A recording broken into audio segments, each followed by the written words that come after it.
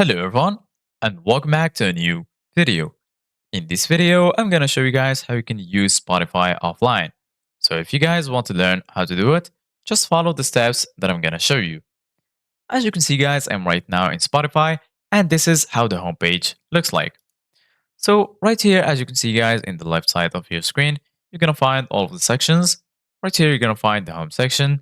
Here, you're going to find the search section. And right here, you're going to find all of your playlists. If you click on expand your library, as you can see guys, you can see all of your library playlists. And right here in the top of your screen, you're going to find explore premium, what's new, friend activity, and here you're going to find your profile icon. If you click on it, from here you can access your account, go to your profile, upgrade to premium, start a private session, go to settings, and lastly the option to log out. So basically guys, if you want to use Spotify offline, firstly you need to have the premium subscription. And then once you have it, just go ahead and turn off your Wi-Fi. And every time you're not connected to internet, you're going to be able to use Spotify while being offline.